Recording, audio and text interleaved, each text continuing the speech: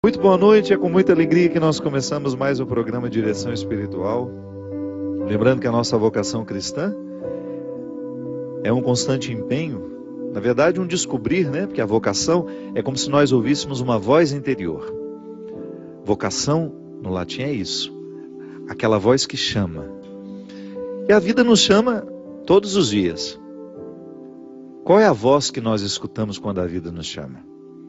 Tudo vai depender do lugar onde a gente cresceu, das pessoas que nos influenciam, dos livros que a gente leu, não é assim? A voz nos chama de acordo com as realidades, com as situações, com os contextos. É por isso que a gente sempre, quando quiser compreender uma pessoa, você tem que olhar para o lugar onde ela vive, o lugar onde ela nasceu, a estrutura familiar que ela teve. A psicologia nos ensina que ninguém é por acaso. Então nós escutamos a voz que está internalizada em nós. É claro que eu não estou falando aqui de uma vocação mística, quando nós descobrimos quem somos e o que devemos fazer com aquilo que somos. No meu caso, que decidi ser padre, ouvi desde criança que Deus nos chama a uma determinada missão específica. Estou falando dessa vocação à vida. É uma voz que nos chama com vozes diferenciadas. A voz que me chama, a voz que chama o Christian, a voz que chama você, eu não sei qual é. Tudo vai depender do nosso contexto. De quais são as situações que nos influenciam, quais são as pessoas que têm uma autoridade sobre nós. Eu sempre gosto de falar isso. Nós obedecemos sem nenhum esforço àquelas realidades, àquelas pessoas que possuem uma autoridade afetiva sobre nós. O que é a autoridade afetiva? É aquela voz que tem o poder de mover as nossas emoções. E é diferente da voz que move a nossa razão, por exemplo. Às vezes você pode ter o conhecimento de uma determinada realidade, de uma lei, e você não ser capaz de obedecê-la, mesmo que racionalmente você tenha internalizado aquele conhecimento. Gosto de dar um exemplo muito simples. Você olha para um jardim e lá está escrito uma placa: proibido pisar na grama. Se o jardim não é seu, se não foi cuidado por você, e se nos falta cidadania, a gente olha para o lado, olha para o outro, não tem ninguém vigiando, a gente passa em cima. Agora, se o jardim é nosso, se é cultivado por nós, se estabelecemos com ele uma relação de amor e de afeto, essa lei, essa autoridade afetiva do jardim sobre nós, é o suficiente para que a gente não pise, para que a gente não transgrida essa regra. Autoridade afetiva são todas as situações, pessoas que movem os nossos afetos. Então são situações que mobilizam aquilo que a gente sabe de cor, que sabe de coração. É tão interessante isso, né? O que é saber de cor? É saber com o coração. Tudo aquilo que nos move interiormente, que tem uma autoridade afetiva sobre nós, é a voz que nos chama para viver. E é por isso que todos os dias, de manhã, quando a gente acorda, a gente precisa ouvir sim essa voz da vida nos chamar. O pai, porque sabe que os filhos precisam dele, levanta para ir trabalhar, e mesmo que seja duro aquele dia de trabalho, ele tem um objetivo. Ele precisa cuidar de algumas pessoas que ainda dependem dele. É a voz que chama. É a voz que conclama para que a vida continue acontecendo naquela pessoa. Então, quando nós temos motivos, quando nós estamos bem motivados, quando não nos faltam razões, a gente levanta, por mais difícil que seja a vida, e vai cuidar de tudo, porque ela está me chamando. Então, quando nós dizemos que essa música, ela está intimamente ligada à vocação cristã, nós estamos falando justamente daquelas realidades que nos chamam a buscar uma realidade que nós ainda não alcançamos. E que São Paulo fala de maneira muito sofisticada, do ponto de vista intelectual, do ponto de vista literário, mas ao mesmo tempo é muito simples. É muito simples porque ele faz com que a gente descubra que todo cristão tem uma meta a alcançar. Da mesma maneira como você tem metas lá na sua empresa, tem gente que tem metas de venda na loja que trabalha, não é? Tem gente que tem metas no banco onde trabalha. Eu preciso alcançar aquela meta. São Paulo nos propõe uma meta. Se ressuscitastes com Cristo, buscai as coisas do alto, onde Cristo está entronizado à direita de Deus. Cuidai das coisas do alto, não do que é da terra, pois morrestes e a vossa vida está escondida com Cristo em Deus. Quando Cristo, vossa vida se manifestar, então vós também sereis manifestados com Ele, cheios de glória. Portanto, mortificai os vossos membros. Isto é, o que em vós pertence à terra, imoralidade sexual, impureza, paixão, maus desejos, especialmente a ganância, que é uma idolatria. Estas coisas é que provocam a ira de Deus. Foi assim que vós também procedestes outrora, quando vivias nessas desordens. Agora, porém, rejeitai tudo isto: ira, furor, malvadeza, ultrajes, e não saia de vossa boca nenhuma palavra indecente. Também não mintais uns aos outros, pois já vos despojastes do homem velho e da sua maneira de agir. E vos revestistes do homem novo, o qual vai sendo sempre renovado à imagem do seu Criador, a fim de alcançar um conhecimento cada vez mais perfeito. Bonito demais isso, né? Ao mesmo tempo que é bonito, é também muito difícil de viver. Talvez o encanto da palavra esteja aí, em nos propor valores que nós ainda não alcançamos. São Paulo, ele fala de maneira muito concreta de todos os vícios humanos, né, que porventura possam ofuscar a vida de Deus em nós. A vida de Deus em nós, que todos nós temos, isso é, esse sopro inaugural que nos faz ser quem a gente é, Deus não nega a ninguém. Deus dá a mim, Deus dá ao Papa da mesma maneira como dá ao bandido que matou uma pessoa hoje. Ele não retira o sopro inaugural, que é isso que nos sustenta, que nos dá dignidade, que faz ser quem a gente é. Deus não deixa de dar nunca a nós. Ele não muda de ideia em relação ao amor que ele sente pela criatura. Não é assim que funciona? Agora, essa vida precisa ser manifestada porque é o meu trabalho do dia a dia. É o seu trabalho. Fazer com que este sopro que nos foi dado fique transparente para o outro. Para que essa vida de Deus em nós não fique oculta. E o que pode ocultar a vida de Deus em nós? É o nosso jeito de ser. Eu sempre digo isso a Deus nas minhas orações.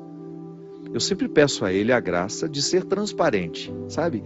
Para que eu tenha cada vez mais na minha vida condições de oferecer a Ele o meu corpo, o meu jeito de ser, o meu caráter, para que Ele possa agir através de tudo isso.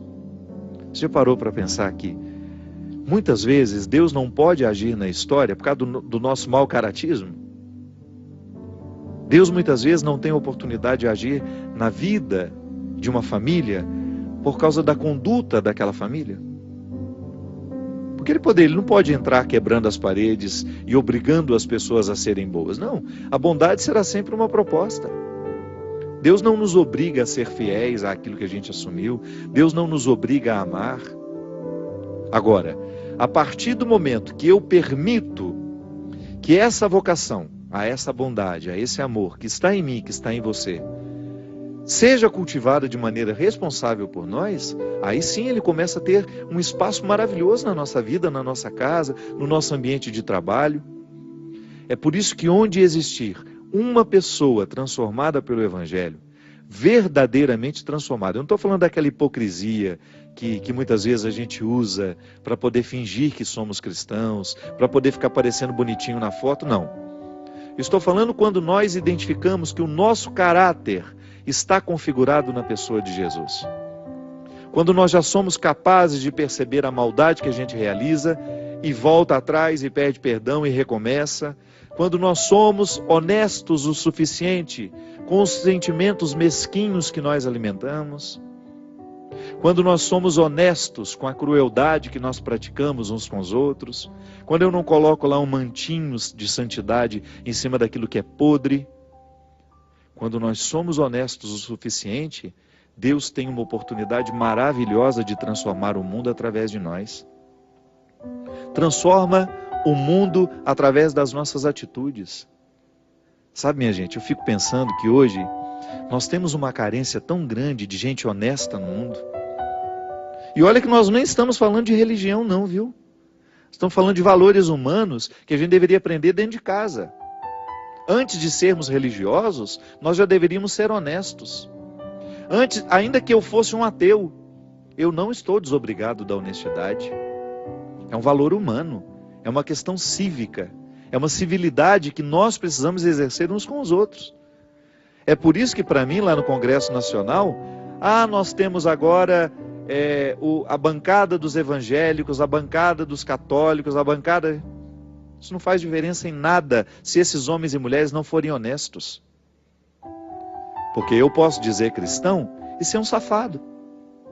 Vou usar do meu cristianismo como uma carcaça para lhe convencer na época das eleições e depois vou hipocritamente roubar os cofres públicos ou me ajuntar àqueles que são criminosos, aqueles que desviam dinheiro que deveria estar sendo aplicado na saúde, no saneamento básico das nossas cidades. Por isso que eu não fico nem um pouco enganado em período de eleição, quando eu vejo aquelas, eu sou o pastor fulano de tal, eu sou o padre fulano de tal. Claro, existem pastores e padres na política que são muito honestos. Graças a Deus o evangelho está encarnado neles. Eu estou falando daqueles que se utilizam dessa carcaça cristã para poder buscar os seus interesses, para poder praticar as suas desonestidades, protegidos pelo mantinho que colocou de proteção, que não passa de uma hipocrisia. Aí Deus não tem oportunidade de agir nesses corações, e nem através desses corações. Se no Congresso Nacional nós tivesse uma bancada de ateus que prevalecesse lá, uma bancada que prevalecesse sobre todos os outros, e esses ateus fossem honestos, e trabalhassem a partir de valores humanos, como o valor da vida, a situação já estaria resolvida. Vai praticar as suas religiões, vai viver a sua experiência de Deus, e isso não nos fará diferença. Porque quando um ser humano assume os seus compromissos humanos, os valores que deveriam nortear a vida humana, como você não matar o seu irmão que está do lado, como você ser capaz de respeitar as regras de um condomínio onde você mora, porque você está preocupado em não prejudicar o silêncio do outro. E nesse tempo de desperdício de água, você não desperdiçar a água, porque você sabe que essa água pode faltar na torneira do seu irmão. De você não saquear os cofres públicos, porque você sabe que você não tem o direito de pegar aquilo que não é fruto do seu trabalho honesto. Aí sim, o mundo seria muito melhor. Antes de sermos religiosos, nós somos humanos. Os nossos compromissos são morais, são éticos, são cívicos. E se nos falta essa perspectiva, minha gente, nós vamos cair no contexto dessas abominações aqui que São Paulo fala. Olha que São Paulo viveu há 2000 anos atrás e a sociedade sofria dos mesmos problemas. Nós falamos aqui, já falamos tantas vezes aqui, como nós estamos vivendo cada vez mais despregados dos valores que nos fazem buscar as coisas do alto. Tá bom, a religião nos ajuda, a religião nos motiva. Se eu sou cristão, eu estou duplamente comprometido com a honestidade, por exemplo. Se eu, como homem, já deveria trazer no meu coração o princípio da honestidade, porque aprendi com meu pai, porque aprendi com a minha mãe, porque aprendi na escola, porque eu aprendi com a própria vida, que as pessoas precisam ser honestas, que eu não tenho direito de ser injusto nos meus relacionamentos, nos meus tratos, eu não tenho direito de roubar o dinheiro que é do outro. Se eu já sou assim porque sou humano, com valores que são humanos, muito mais quando eu assumo o cristianismo como uma proposta de vida. Por isso que essa hipocrisia que a gente vê lá no Congresso Nacional, aqueles corruptos que nós sabemos que são corruptos e que sempre que podem usam os nomes de suas religiões, isso é abominável. Isso é um câncer que deveria ser extirpado. É melhor, eu sou ateu e sou desonesto. Não aprendi com meu pai que eu não devo roubar o dinheiro do outro. Eu não aprendi com meu pai, ou então aprendi com meu pai e esqueci. Esses escândalos todos que nós estamos vendo aí, essas pessoas que estão até por aqui atoladas na corrupção deste país? Uma vergonha. Falta cristianismo neste país? Ou nós não somos um dos países mais católicos do mundo? Não, falta é vergonha na cara, falta é honestidade, faltam valores humanos. É isso que nós estamos precisando. Quando São Paulo fala de buscar as coisas do alto, ele está falando até mesmo para os ateus. Olha, a vida fica muito mais bonita quando a gente se desprende deste lodo que nos faz ter a nossa pior parte exposta. É isso sim. Nós estamos cada vez mais mergulhados, a sociedade está cada vez mais produzindo mecanismos que superficializam as relações, que superficializam as pessoas, que idiotizam as pessoas, que impedem essas pessoas de assumirem valores sólidos que poderão dar a elas condições, ainda que não sejam religiosos, de assumirem compromisso com a vida, de serem honestos nos seus trabalhos, de assumirem os cargos públicos sem se deixarem corromper nas pequenas coisas. Eu não sei se você ouviu isso, mas outro dia alguém declarou isso. Aquela senhora que fez a delação lá, que delatou toda aquela corrupção que existe na Petrobras, aquela senhora. Não estou dizendo se está certo, se está errado o que ela fez. Um comentário que ela fez que me deixou extremamente... a gente já sabe que é assim. No Brasil, tudo funciona a partir da propina.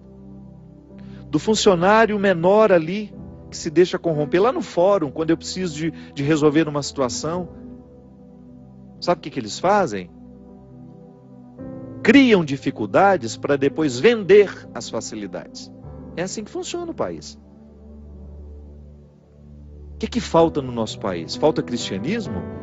Antes de faltar cristianismo, minha gente, volto a dizer, falta vergonha na cara, falta caráter. Falta princípios que deveriam ter sido nos ensinados lá quando a gente era criança. Ou se nos ensinaram, a gente esqueceu ao longo da vida pela ganância, que é um dos pontos que São Paulo coloca aqui.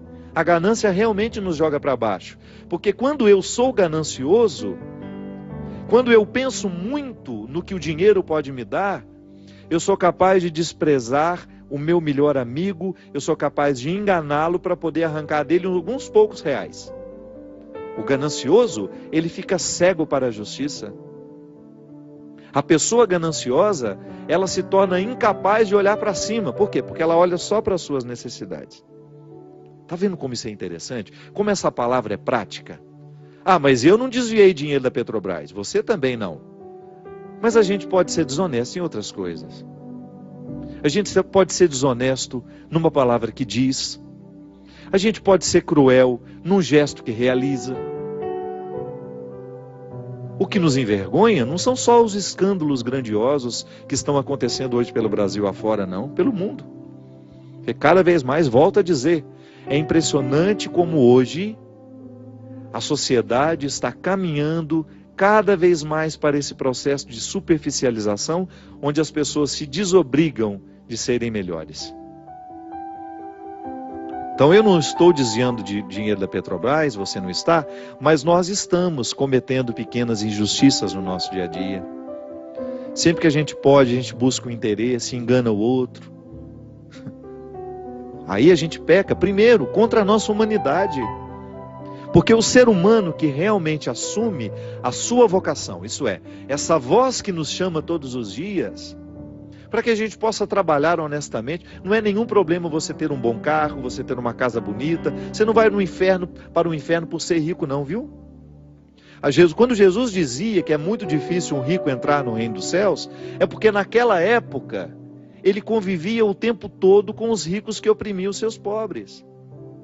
Não é nenhum problema você que é pobre, estudar, trabalhar para que você um dia tenha condições de ter uma boa casa, um bom carro, mas que isso tudo chegue até você através de um trabalho honesto. E que isso não lhe torne uma pessoa gananciosa, porque senão, ao invés de buscar as coisas do alto, você vai viver a pior de todas as misérias humanas. São misérias humanas que nos envolvem. Mas ao mesmo tempo a gente tem como meta alcançar as coisas boas. E a gente só alcança essas coisas boas à medida em que a gente se dispõe a lidar com esse coração tão cheio de fragilidades. Porque você pode me escutar falar assim, pode ser que eu esteja parecendo um moralista hoje, que subiu em cima dos meus defeitos para poder acusar os seus. Não. Nunca me senti nesse direito. Eu não me sinto melhor que ninguém. Eu não me sinto melhor que ninguém por causa do esclarecimento que às vezes eu tenho sobre algumas questões. Nós somos irmãos nas mesmas misérias. Só que há uma coisa que eu não deixo de perseguir, que é justamente a oportunidade de que Deus venha batizar as minhas misérias, venha derramar sobre elas uma água santa, para que eu tenha condições de olhar para elas de frente e permitir que essas misérias me ensinem sobre mim. Eu não quero morrer com essas misérias em mim, não. Você acha que eu também já não fui desonesto? Tantas vezes na minha vida eu pratiquei desonestidades, em pequenas coisas. Quantas vezes eu também fui ganancioso, eu perdi a oportunidade de ser simples, de ser companheiro, de ser amigo, por causa dos meus interesses mesquinhos. Só que eu não quero morrer assim. Eu não quero morrer amarrado nas minhas ganâncias, nas minhas misérias, não quero. Porque eu acredito na minha vocação cristã. Eu acredito na minha vocação humana, que sem nenhuma religião eu já tenho que ouvir. Seja bom, Fábio. Seja honesto hoje. Promova a vida. Não mate ninguém, não roube, não minta. São chamados humanos que eu escuto todos os dias de manhã. E depois, por ser um religioso, por ser um homem que acredita em Deus e que tem uma perspectiva religiosa muito viva em mim, eu escuto vozes que confirmam ainda mais o que a vida já me disse. O que a voz humana, o chamado humano já me disse. Se a voz humana, se a vida humana já me conclama a viver com honestidade, com verdade, com fidelidade, a minha voz cristã reforça tudo isso e coloca sobre mim uma responsabilidade a mais. E ainda, quando eu me lembro que sou padre, aí sim que o negócio fica mais comprometedor. Então, é igual você que se casou. Você precisa ter uma fidelidade a mais por ser uma mulher casada. Uma fidelidade a mais a você, ao seu jeito de ser, ao seu jeito de se vestir, ao seu jeito de se portar, de se falar, até os assuntos que você vai ter. Você não pode querer um formato de mulher solteira se você é uma mulher casada. A vida muda e a sabedoria nos diz que se a gente não assume aquele papel da vida que nos chama naquele momento, de acordo com o que a gente tem para oferecer, a gente vai estar sendo absolutamente incoerente com a proposta de vida. Então comigo é a mesma coisa. Ao ouvir a voz da vida que me chama, da minha vida cristã e da minha vida sacerdotal, eu tenho este pacote, essas 3 dimensões que me amarram ao compromisso de fazer com que cada vez mais a busca pelas coisas do alto esteja presente na minha vida, o tempo todo diante dos meus olhos, e que eu não deixe de perseguir isso em momento nenhum. Essa vocação é bonita. Por quê? Porque nos torna pessoas melhores. Acredite nisso. O seu cristianismo só pode lhe fazer bem. Busque as coisas do alto, se empenhe em fazer com que cada vez mais o seu coração esteja disposto a viver essa vocação, e você vai ver quanta coisa boa vai acontecer com você e a partir de você. Nós vamos para um rápido intervalo e a gente volta já já com o programa Direção Espiritual.